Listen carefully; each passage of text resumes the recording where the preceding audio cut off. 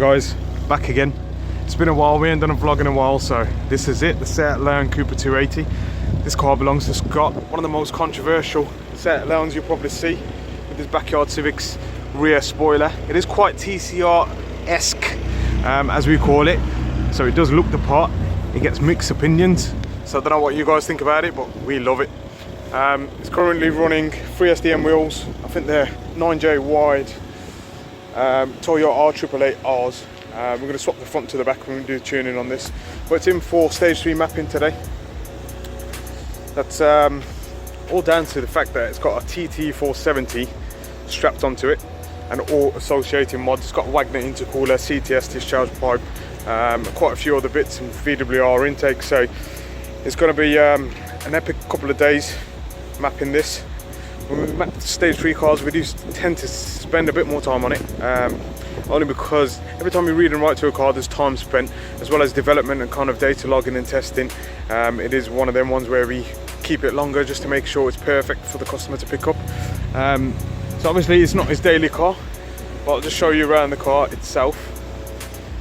It's 2014 Leon Cupra 280. It's got Miltech turbo back exhaust. To show you the inside,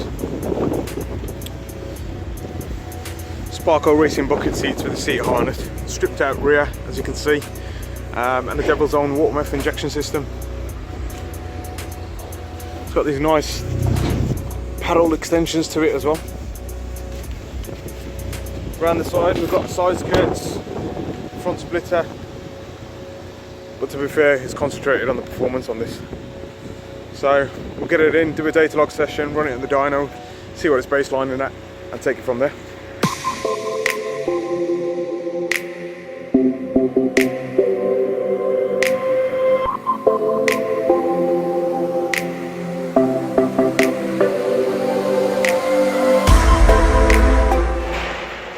So we're on the dyno, going to strap it down, give it a base run.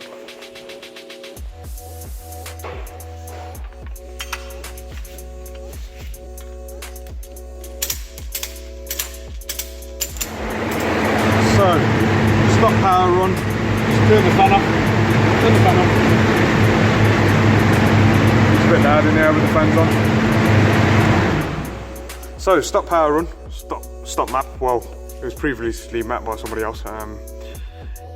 We're hitting boost safety cuts at about 5,500 RPM. Looking at the data log, there is a bit of a boost leak as well, and there might be some other issues because we're getting a wastegate fault as well. So it's kind of hitting, where are we at, 345 brake horsepower. As soon as it hits kind of around there, we lose throttle and boost completely. So there is definitely something that needs investigating. Even on stock power and stock ECU, it should still run the TTE quite nice, but if it's doing this, then there's something wrong with the mapping. So it's a good baseline and it's something for us to investigate, so we'll see what we can find and catch you in a bit. Back again guys, we did find quite a few boost leaks on this, one being on the discharge pipe and one being down at the front by the throttle body. Obviously these ECUs are quite complex and it sees any sort of boost leak and it will shut boost off. We've just run it again after fixing them boost leaks and we're still getting a problem.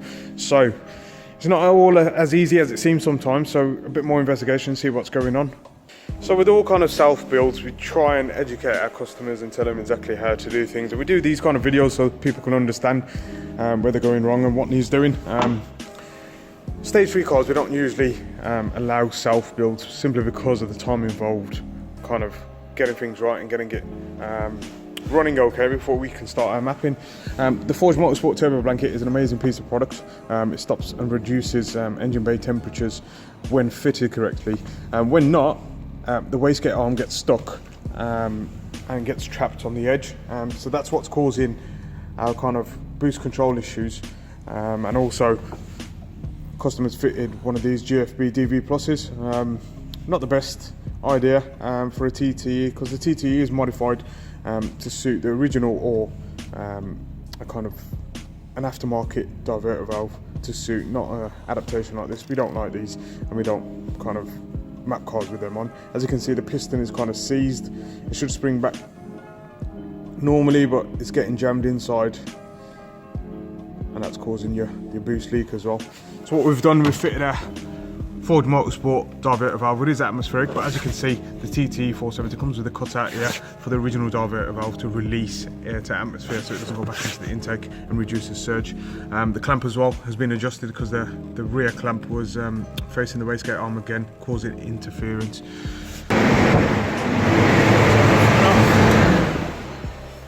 That fan is well noisy.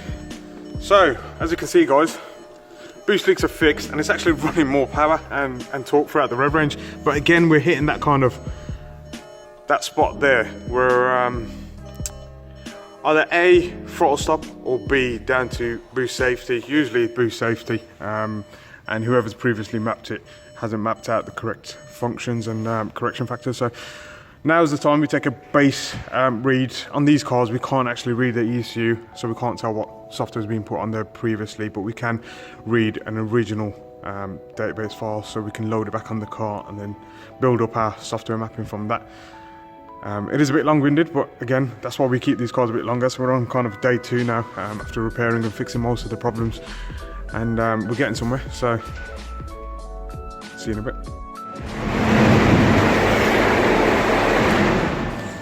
So finally, base.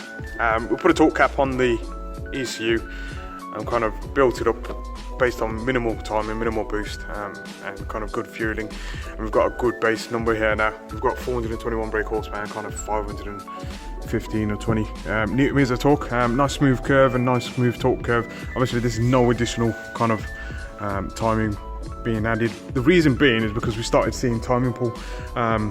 Even on this base run, and usually on the TT470 we don't see that much timing pull, but we just had a look and the spark plugs actually fitted to the car are for like the Mark 5 variant, which is the BKR70iX. And what happens is it sits too far up in the cylinder head and it causes kind of a bit of pinging. As you can see, that's the original length of the spark plug, and that's the one that's been fitted to the car. So again, self builds, these are another reason why we don't take them on, because you know, the DIY mechanical, though it might be good, doesn't know the difference between length of spark plugs and how it can affect power and torque. So we're going to chuck in a set of Denso IKH24s in there, gap it up accordingly, and add some more timing, see what happens.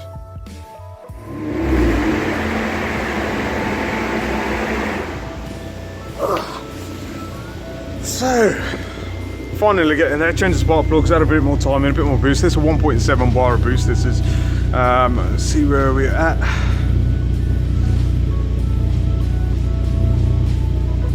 .441 brake horsepower. So that's relative to kind of the boost target that we're hitting, and the inlet temperatures that we're getting. We're getting about 29 degrees. It is about 10 degrees in here, so it's still getting quite hot, but realistically this is where we want to be. 570 newton meters, that's exactly what I've capped the torque at as well in the ECU, so it's good to see it's hitting that and staying well below that as well. Torque curve itself we're happy with. On a front wheel drive I'm going to try and smoothen out the torque kind of ramping, and that's done by the load mapping, so let's see what we can do and take it from there.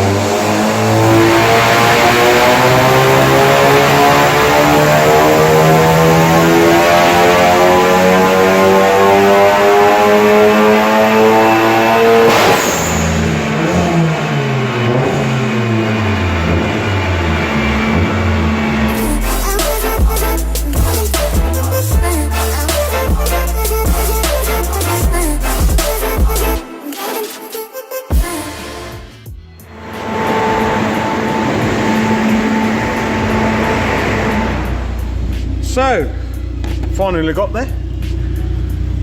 Well, took a while.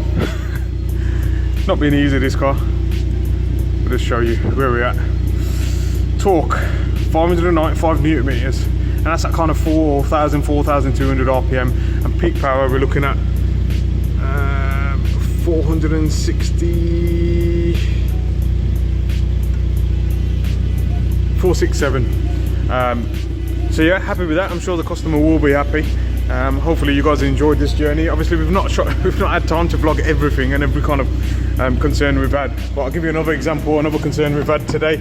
The actual seats itself, we've had to move back because getting in and out of this race bucket seats in a fixed position has been a bit of a pain, but like I said, got the result in the end. So for now, that's it from us. You'll be seeing more of this car on various YouTube channels and whatnot, so don't forget to like, comment and subscribe and let us know what you think. So the most controversial set, Leon Cupra 280 and his owner on the road. 470 brake horsepower they say. How do you get it through the front wheels? So I'll let you know. I'll let you know. Let us know, drop us a message.